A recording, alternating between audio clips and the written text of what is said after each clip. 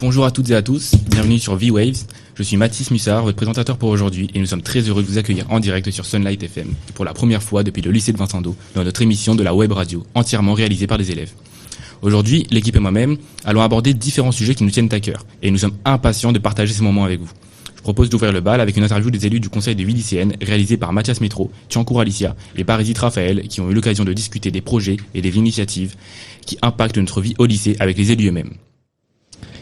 En cette nouvelle année 2024 a eu lieu les élections des élus du conseil de vie lycéen, et nous avions eu le privilège d'interviewer deux élus du CVL, Franck Mlia, élève de première, et Dekelson Émilie, en classe de terminale. Je me présente, je m'appelle Émilie Dekelson, je suis en terminale à l'Ain, et depuis la seconde, je suis élue au conseil vie lycéenne, du coup au CVL, et cette année, mon mandat a été réactualisé, et le but du CVL, c'est de proposer des projets afin d'améliorer l'environnement des lycéens. Si je me trompe pas, vous êtes en première et du coup vous êtes élu au sein du CVL. Mais vu que vous passez le bac de français cette année, plus le CVL, est-ce que ça représente pas une trop grande charge de travail pour vous ? En soi, non, pas tant que ça. Tout est une question d'organisation. Et surtout que, en tant que CVL, si tu t'engages, c'est que tu es sûr de ce que tu proposes, être sûr d'être là. Donc, vu ce que ça propose, si tu peux être là, c'est tant mieux. Si tu ne peux pas, c'est tant pis. Mais en tout cas, il n'y a pas d'obligation, on va dire, en tant que CVL, quoi. D'accord. Alors, tu es une élève très polyvalente, engagée dans Amnesty, CVL, délégué, éco-délégué, conseil d'administration. Est-ce que cela ne représente pas une trop grande charge de travail pour toi ? Je pense que effectivement c'est une très grosse charge de travail, mais je le fais surtout avec passion. Chaque chose où je me fais élire, où je me présente, c'est vraiment parce que j'aime mon rôle, j'aime mon métier, mais non, c'est plus une passion qu'autre chose. Et j'aime vraiment ce que je représente et ce que je fais pour aider les lycéens. Je dirais pas que c'est une grosse charge de travail parce que moi je la ressens pas. C'est vraiment quelque chose que je fais avec plaisir et que je fais depuis des années. Ça fait environ 10 ans que je fais ça. Donc voilà, comment vous dire. Pouvez-vous expliquer votre rôle au sein du CVL ? Oui, alors en tant que CVL, du coup, on a plusieurs rôles. On peut être CVL éco-délégué. À ce moment-là, je sais qu'il y a à la boutique solidaire des savons, par exemple, qui ont été faits par les lycéens. Et sinon, il y a aussi au conseil administratif où on peut se présenter pour pouvoir être à l'écoute et essayer de faire entendre ce que nous on en pense et essayer de changer les choses en tant que lycéen. Donc, comme tu nous as expliqué, ton rôle au sein du CVL, c'est de faire le lien entre les élèves et l'administration pour que les élèves soient écoutés. Mais comment tu travailles pour recueillir les idées des élèves et ensuite les diriger vers les administrations ? Je dirais que je suis une personne assez sociable, donc les personnes viennent me donner directement leurs idées, me demandent des faveurs, etc. Moi, je le fais comme d'habitude, avec plaisir, vraiment le mot de cette interview. Et donc, je recrute leurs idées, j'en forme un projet concret et ensuite, j'en parle avec l'administration et les personnes qui peuvent clairement mettre ce projet en avant et en faire quelque chose de concret, carrément. Et qu'est-ce qui vous a motivé à vous présenter aux élections ? Tout simplement que j'aime être à l'écoute des gens, que j'aime aider autant que je peux. Et savoir que je peux agir dans le lycée en tant qu'un élève comme un autre, ça m'a plu et j'ai aimé l'idée de dire qu'on pouvait, en tant que lycéen, donner son avis sur le système de l'école. Et comment se passe la collaboration avec l'administration ? Sincèrement, ça se passe super bien parce qu'ils sont très compréhensifs. Après, on peut pas plaire à tout le monde, on peut pas faire tous les projets parce qu'on a un certain budget. On a aussi des ordres à respecter, des lois, etc. Comme par exemple quelque chose de banal, mais on n'a pas le droit d'enlever le menu végétarien à la cantine parce que c'est dans la loi. Donc on essaie de plaire un peu à tout le monde, de contenter, mais on peut pas faire tous les projets de tout le monde et donc on priorise, c'est surtout ça, on priorise, c'est comme une organisation. Et après, on en parle, on budgétise, on valide et le projet est fait. Pourriez-vous nous dire quels sont les projets au cours de l'année qui vont améliorer la vie du lycée ? Enfin, au sein du lycée. Quelques projets, non. Mais je sais que y a beaucoup de choses qui peuvent être faites par des CVL et que n'importe quelle idée peut être transmis au personnel si c'est vraiment dans un fond d'évolution, dans un fond de bien-être en tant que lycéen. Je sais que n'importe quel projet peut être abouti dans le lycée. Pour se faire élire, les candidats du CVL ont pendant leur campagne mis en avant un programme. Émilie, dans son programme, avait proposé de fêter des grands événements. Elle va donc nous en dire un peu plus. Moi, je parlerai, par exemple, on a très souvent la vision des États-Unis où tous les grands événements sont bien fêtés, comme Noël, Halloween, la Saint-Valentin. Et donc, je pense qu'il faut vivre un petit peu ce rêve américain, ce American Dream, comme vous voyez, à La Réunion, pour essayer aussi de changer les mentalités, d'évoluer, d'avoir une ouverture d'esprit et de se dire qu'on a notre culture. Par exemple, on pourrait fêter la fête CAF. On pourrait, avec du coup les danses maloya, la culture réunionnaise, tout ce qui dit les traditions gastronomiques, etc. Et aussi, bien sûr, prendre la culture des autres, c'est-à-dire Saint-Valentin, fêter. Je pense que c'est des petits événements comme ça qui sont créés à l'intérieur du lycée qui peuvent par la suite garder de magnifiques souvenirs en y sortant. Merci beaucoup pour vos réponses et votre implication. On suivra de très près vos projets futurs. J'espère que vous nous suivez toujours parce qu'on continue. On poursuit en restant dans le thème de la vie lycéenne. Cette fois, on s'intéresse à une personne en particulier, toujours au cœur de l'action, auprès des lycéens. Elle est professeure documentaliste, mais surtout représentante de l'antenne jeune de Amnesty International de Vincent-d'Eau, Madame Cazé. Nous avons Elliot Damon, Fontaine-Laganne et moi-même eu l'honneur de l'interviewer. Alors, est-ce que vous pouvez vous présenter en 2 mots ? Oui, je suis professeur documentaliste. Voilà, ça fait 2 mots. D'accord, merci beaucoup. Alors, du coup, qu'est-ce que Amnesty ? Amnesty International est une organisation qui lutte pour les droits humains. Donc voilà. Et depuis combien de temps vous faites partie de l'antenne Amnesty ? Ça fait 2 ans et demi. Donc c'est la 2e année scolaire. L'antenne jeune a été créée au moment de décembre. Alors j'ai plus les dates en tête, mais c'était il y a 2 ans. Et voilà, donc ça fait 2 ans que moi-même je suis adhérente à Amnesty, en même temps que la création de l'antenne. Alors, pouvez-vous nous dire quelles sont les principales actions qu'a mené Amnesty jusqu'au lycée de Vincent-d'Eau ? Alors depuis sa création, l'idée ça a d'abord été de constituer un groupe d'élèves volontaires, seconde, première, terminale, qui souhaitaient s'engager pour cette action-là, donc c'est-à-dire lutter pour les droits humains. Et à partir du moment où le groupe a été constitué, on a essayé d'organiser ce groupe en organisant des élections, en élisant 2 représentants adjoints, 2 chargés de communication. Ce petit groupe-là est comme une sorte de bureau qui représente les autres. Ça veut pas dire que les autres n'ont plus le droit de prendre la parole, mais ça veut dire que ceux-là sont particulièrement chargés de transmettre les infos, de veiller à ce que le groupe fonctionne. Le groupe aujourd'hui, il se constitue d'à peu près, je crois que j'en suis à 49 inscrits, presque 50. Donc vous voyez, c'est un groupe important, donc il faut qu'il soit structuré. Ensuite, au niveau des actions, les actions Amnesty que l'on mène dans l'établissement, c'est d'abord organiser des tables de presse, c'est-à-dire des tables d'information avec de la documentation qui nous vient d'Amnesty, des brochures, des affiches, des choses comme ça. On peut prendre aussi pas mal de renseignements sur le site amnesty.fr. Et donc mettre en place des tables de presse, ensuite des tables de signature. Donc c'est des tables sur lesquelles on va trouver des pétitions à signer pour libérer ou tenter de faire libérer telle ou telle personne emprisonnée dans son pays pour telle ou telle chose. Et donc des tables de signature et enfin des expositions que vous pouvez trouver au CDI. Donc expositions sur, on en a plusieurs. On en a une sur les droits de l'enfant, on en a une sur la peine de mort, une sur les droits LGBT, une sur le droit de manifester. D'accord. Et est-ce qu'il y a des actions qui vous ont, vous, personnellement, particulièrement touché ? Alors moi, les actions qui me touchent le plus, c'est chaque fois qu'on se mobilise au niveau du lycée sur l'action des 10. Donc c'est aux alentours du 10 décembre, le jour des droits de l'homme.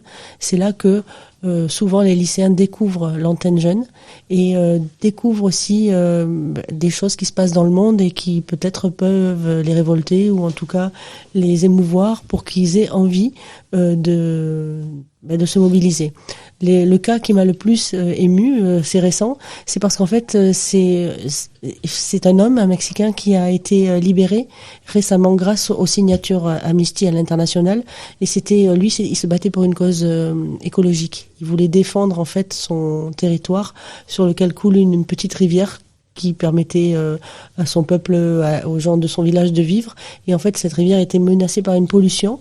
Et en fait, comme il dérangeait un peu le pouvoir en place, il a été emprisonné. Et récemment, il a été libéré grâce aux signatures d'Amnesty. D'accord.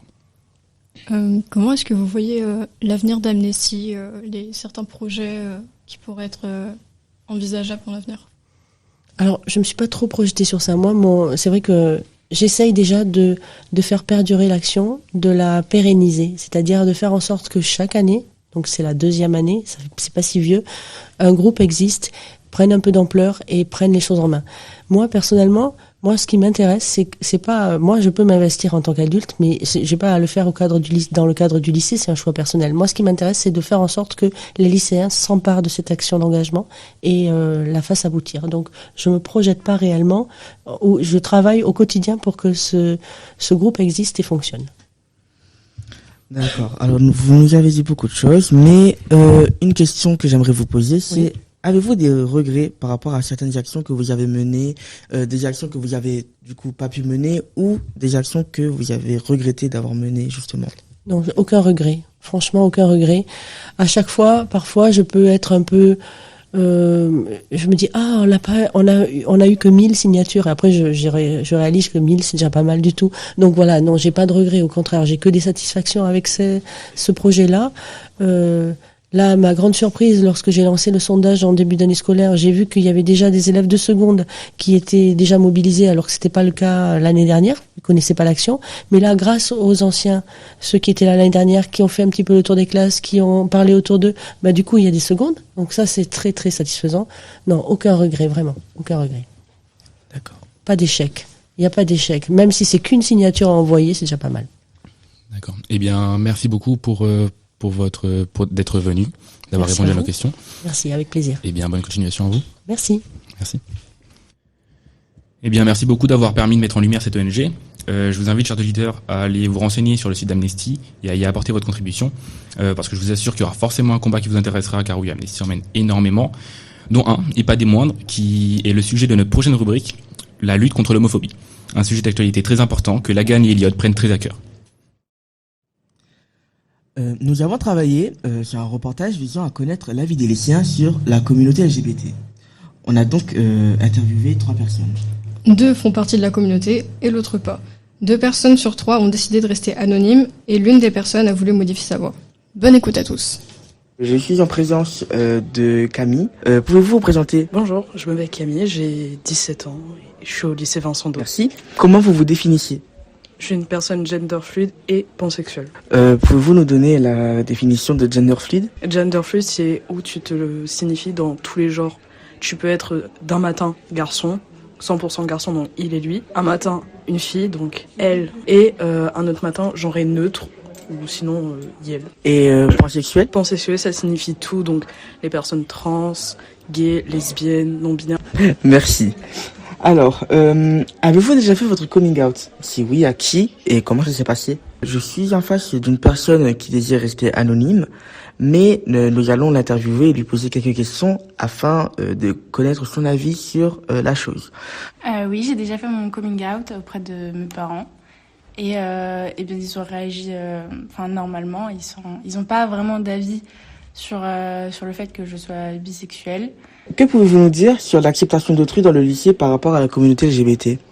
Je pense que dans notre société actuelle, on fait des efforts pour continuer à intégrer, mais il y aura toujours des gens qui seront bloqués face à cette idée et qui ont du mal, qui va surtout pousser les LGBT à plus à être dans leur coin au final, et je trouve ça pas simple au final. Avec certaines personnes, ça se passe bien, mais il y en a d'autres qui font encore des blagues un peu à la en disant je suis un hélicoptère de combat, haha, c'est très drôle. Oui, je suis d'accord avec vous. Pensez-vous qu'il est facile et sans crainte de faire partie de la communauté LGBT et de l'assumer pleinement au lycée ou en public?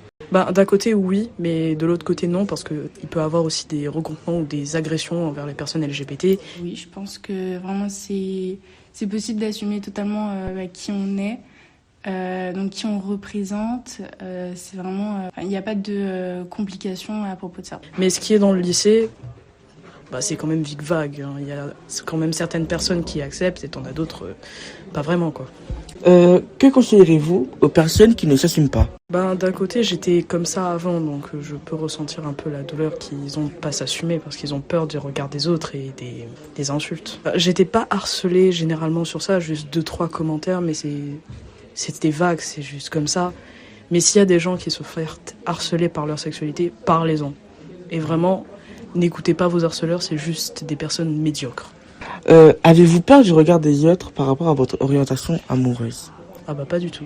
J'assume complètement si je sors avec une fille, un garçon, une personne trans ou non-binaire. Même hétéro. Ensuite, une autre question. Que conseillez-vous aux personnes qui ne s'assument pas? Il faut rester qui on est et ne pas se laisser juger par les personnes qui ne vous acceptent pas tel que vous êtes. C'est vraiment rester vous-même. Et enfin, dernière question. Plusieurs personnes de la communauté disent que les homophobes sont juste des gays refoulés. Êtes-vous d'accord avec cela? Si oui, pourquoi? Non, je pense pas. C'est juste des personnes qui veulent pas accepter des personnes qui sont différentes et qui s'assument telles qu'elles sont. C'est pas c'est pas des gays refoulés comme vous dites. C'est juste des personnes qui n'acceptent pas la différence d'autrui. Je dirais oui. Ils sont très refoulés même. Pouvez-vous argumenter? C'est plus les homophobes qu'on voit plus collés ensemble entre eux que les personnes gays. Je ne vois que ça. C'est plutôt drôle, mais non, je pense pas. Je pense pas que ce sont des gays. Pouvez-vous argumenter? Je sais pas, je saurais pas bien expliquer, mais peut-être j'imagine que certains ne veulent pas l'assumer, du coup au final vont attaquer derrière, mais je pense que pas tous non plus sont comme ça. Je vous remercie de votre temps et d'avoir répondu à mes questions. Merci beaucoup, c'était Fontaine Lagal. À très vite sur la web radio. Merci d'avoir mis en lumière ce sujet extrêmement important et controversé. C'est un sujet dont il faut absolument parler. D'ailleurs, qui dit parler dit éloquence, non? Vous avez compris, notre prochaine rubrique sera sur le concours d'éloquence qui a été couvert par Mathias, Raphaël et moi-même. Le samedi 28 septembre, nous avons eu l'occasion de couvrir le concours d'éloquence qui s'est déroulé à la médiathèque de Saint-Joseph. Le sujet de ce concours était ma ville idéale, tant disons. Nous avons écouté un extrait du discours d'Émilie, une des 2 gagnantes de notre lycée avec Lucie Brive. Mesdames et messieurs, les jurés et jeunes acteurs de l'évolution de Saint-Joseph, je viens me plaindre. Je viens me plaindre puisque cette ville ne me plaît plus. Je vais vous poser une question à tous. Qu'est-ce que ce rassemblement vient apporter à notre ville? Sud sauvage, dit-on. Alors pourquoi sa population n'a-t-elle pas plus de zèle pour donner du sens à ses infrastructures? Terre d'ambition, dit-on. Mais l'ambition sert-elle encore à quelque chose sans les actions qui l'accompagnent? Je me pose la question, puisque nous voyons cette ambition prendre forme dans les projets de la ville, mais à quel prix? Pourquoi n'avons-nous pas vu l'amélioration dans l'urbanisation et la densification de notre ville? Pourquoi n'avons-nous plus de parking? Laisse pas nous finir comme la vie de Michel Fontaine. Votre discours, après l'avoir écouté, c'était un discours très provocateur et très attaquant. Est-ce que cela n'était pas trop osé selon vous? Pour tout dire, en fait, j'avais beaucoup peur des représailles parce qu'il y avait des gens de la mairie. En fait, pour ceux qui n'étaient pas là, j'avais fait une blague par rapport à Patrick Le Breton, par rapport au maire de Saint-Pierre, Michel Fontaine. Et j'attaquais les politiciens et de manière assez gentille, voilà. Mais j'ai eu peur que justement je perde des points là-dessus parce que j'avais des gens qui travaillaient à la mairie dans le jury et j'avais peur que ça soit pas permis. Mais malgré que je gagne pas, j'ai remarqué qu'il y a beaucoup de gens qui ont aimé cet aspect provocateur, donc le fait de s'exprimer sur certaines choses et voilà. Quelle est votre motivation pour participer à ce concours d'éloquence? Je trouve que c'est très instructif et c'est en lien avec mon projet professionnel après, donc c'est le moyen d'apprendre. Et c'est quoi votre projet professionnel? J'aimerais faire des études en sciences politiques, je pense, ou en histoire. Voilà. Donc, sciences politiques et éloquence, tout ça, ça rime avec discours. Mais comment préparez-vous un discours? Quelles sont les étapes clés selon vous? Je pense qu'il faut parler de soi un peu, mais surtout donner une idée, donner un exemple et puis donner son ressenti. Donc, pour préparer un discours, il faut aussi un sujet. Que pensez-vous du sujet qui vous a été imposé pour ce concours? Il était bien, mais un peu trop vaste.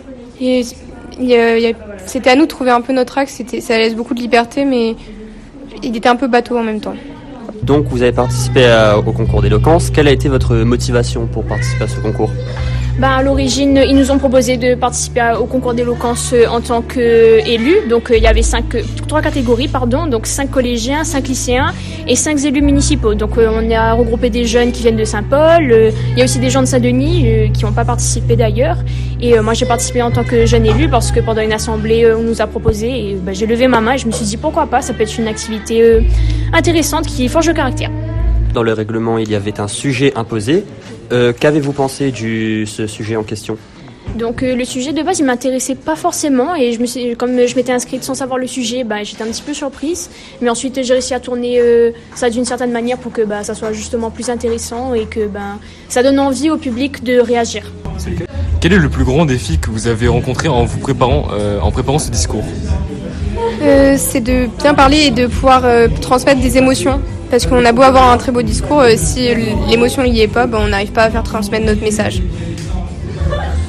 Et donc, que pensez-vous que l'éloquence peut apporter à votre parcours scolaire ou même personnel ? Ça montre qu'on n'a pas peur de se défier, parce que c'est pas facile de s'inscrire à un concours, d'aller parler devant des gens. Donc ça montre qu'on est volontaire, investi, parce que du coup c'est du travail personnel, ça va pas être à l'école. Et voilà.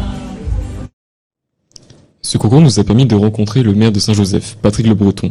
Nous lui avons posé la question, en quoi l'éloquence peut-il être un atout pour un jeune ? Pour tout. Et m'y exprimer à moi en créole, mais m'y peut exprimer à moi en français aussi. Ce matin, celui qui présidait le jury, c'est un jeune, c'est Grégory Payette, donc qui a été même primé au plan national. Et donc l'art oratoire, souvent les biens d'entendre par exemple une pièce avec quelqu'un qui sait déclamer par exemple, mais dirais que ce soit des vers ou tout simplement un texte ou un vécu, un fond de cœur.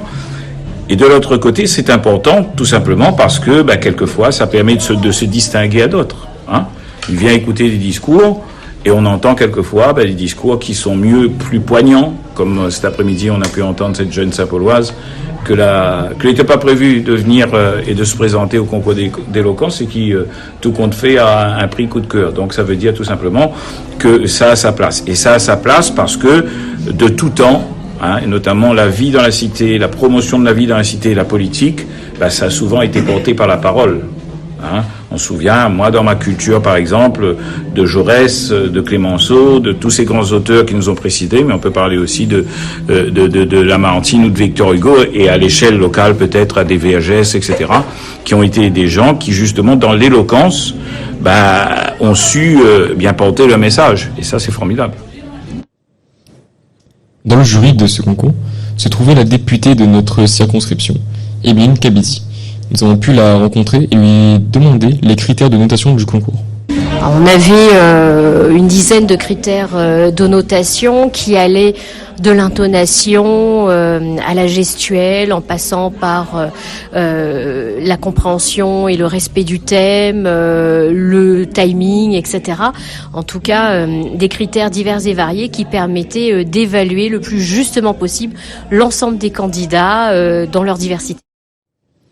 Vous pouvez retrouver tous les discours des participants ainsi que l'intégralité des interviews sur le site de notre lycée. Chers auditeurs, notre émission touche bientôt à sa fin, malheureusement. Mais avant de vous laisser, Mia, Emma et Mélissa vous proposent une interview des personnes qui nous ont aidés, qui nous ont permis de réaliser ce direct, nos partenaires de Parallèle Sud, Jérôme Santogrammaire et Franck Cellier. Alors, on vous accueille aujourd'hui à la web radio. Est-ce que vous pouvez nous présenter Parallèle Sud ? Alors Parallèle Sud est né il y a à peu près 4 ans, l'association a 3 ans et demi, et le site internet est venu juste après, donc 6 mois après la création de l'association. C'est un média en ligne sur internet, un média indépendant, c'est-à-dire qu'on n'est ni dépendant des politiques, ni de la publicité par exemple. On est des anciens journalistes du quotidien et on a fait le choix de quitter le quotidien pour créer un média qui nous ressemble, un média qui porte des valeurs qui ont du sens pour nous et qui nous permettent de faire notre métier comme on l'entend. Elle a commencé à le dire, Jérôme, c'est vraiment un besoin d'indépendance et puis vous avez pu constater que les médias sont en très mauvaise santé à La Réunion. Donc c'est de la responsabilité des journalistes d'essayer de sauver ce métier qui est un peu un métier en voie de disparition, qui est bouffé par la communication. Donc c'est ça aussi qui représente Parallèle Sud, c'est que ce média est piloté par des journalistes et non pas par des actionnaires ou ne dépend pas d'un service public, quoi. Et on y tient beaucoup à cette charte éthique. Et finalement, depuis 3 ans, je pense qu'à La Réunion, c'est le seul média qui a créé 6 emplois. Et quel parcours avez-vous fait pour entrer dans Parallèle Sud ? Alors moi j'étais en France, je suis arrivée à La Réunion en 2000, je sais même plus, c'était il y a 9 ans. Et du coup j'ai fait une formation, une école de journalisme à Paris avant de venir, et en alternance avec France Télévisions. Donc j'ai travaillé 2 ans à France Télévisions et après je suis arrivée à La Réunion. J'ai eu un petit parcours sur des médias en ligne à La Réunion et après j'ai fait 4 ans quotidien. D'accord. Voilà, et moi aussi je suis arrivé de France. D'ailleurs c'est un sujet intéressant. Beaucoup de journalistes à La Réunion viennent de France, sans oreilles. Ça va, j'ai évolué, j'espère. Mais voilà, moi c'était en 1988, donc ça date un petit peu. J'ai d'abord travaillé dans un journal qui s'appelait Témoignages, qui n'existe plus. Et pendant 31 ans au quotidien, où j'ai fait pratiquement tous les rôles avant de passer à Parallèle Sud pour cette aventure. Quels sont les avantages et inconvénients à travailler à Parallèle Sud ? Non, j'aime bien la question parce que c'est nous-mêmes qui avons créé notre média, donc quelque part nous sommes auto-construits nos avantages et nos inconvénients. Mais l'avantage c'est d'avoir une certaine liberté dans les choix de nos sujets, dans la prise d'initiative, la création de nouveaux formats, l'innovation. Par exemple, au mois de juin dernier, on a mis sur pied un mini festival, un événement sur une journée, et ça c'est carrément inédit. Enfin, il n'y a pas énormément de médias à La Réunion qui ont pu faire ça. Ou alors souvent c'est un peu financé, la journée de l'emploi, des choses comme ça. Mais donc nous c'était totalement différent. C'était pour valoriser le rapport à la terre, etc. Ça, je pense qu'on n'aurait pas vraiment pu le faire ailleurs. Donc la liberté, ça c'est quand même un des avantages principaux. Après, l'inconvénient, évidemment, il y en a forcément parce que on va dire que c'est la nécessité de trouver des financements pour pouvoir monter un média, rémunérer les salariés, pour pouvoir pérenniser ce média dans le temps et que voilà. Donc du coup, c'est réfléchir à un nouveau modèle économique, trouver différentes pistes de financement. Et ça, c'est tous les jours une préoccupation, on va dire. Voilà, elle l'a bien dit, l'inconvénient c'est l'incertitude, mais on a choisi de le faire comme ça. Et de gagner moins au quotidien, je gagnais 2 fois plus que ce que je gagne à Parallèle Sud. Pour d'autres aussi c'est pareil. C'est une aventure. Et puis on a beaucoup travaillé bénévolement au début pour monter le truc. Donc c'est sûr qu'on s'enrichit pas à Parallèle Sud, mais ça fait aussi partie de nos valeurs, de ne plus chercher à s'enrichir, à faire des bénéfices. On veut avoir un impact sur la société. C'est pour ça qu'on est une association plutôt qu'une société. Et donc on a décidé, d'ailleurs, c'est peut-être un peu aussi une nouveauté dans les sociétés à La Réunion, de se payer au niveau du salaire médian. Maintenant, pouvez-vous nous parler du rythme de travail dans Parallèle Sud ? Alors nous, au départ, faut savoir qu'on publiait un rythme hebdomadaire. Donc on a fait ce choix parce que déjà, on a beaucoup plus de tâches quotidiennes que lorsqu'on était au quotidien, parce qu'au quotidien on était simplement journaliste. Maintenant on est entrepreneur, enfin je sais pas comment on peut appeler ça. On est une association, donc on n'est pas des chefs d'entreprise, mais on a vraiment beaucoup plus de responsabilités, des responsabilités plus larges, et du coup ça prend beaucoup de temps dans la semaine. Donc on fait pas que des articles. Écrire des articles ou faire des vidéos, peut-être ça nous prend 30% de notre temps. Et on accompagne des jeunes aussi qui sont là en service civique ou en apprentissage. On fait de l'éducation média, donc on va dans les collèges, dans les lycées, on a des réunions, voilà.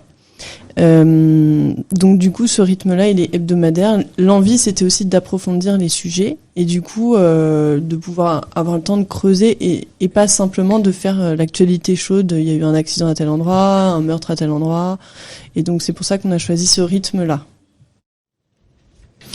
Eh bien, je vous rappelle qu'on est en direct sur Sunlight. Alors, merci à tous nos auditeurs pour votre attention jusqu'ici. C'est avec un pincement au cœur que je vous annonce la fin de notre émission, déjà.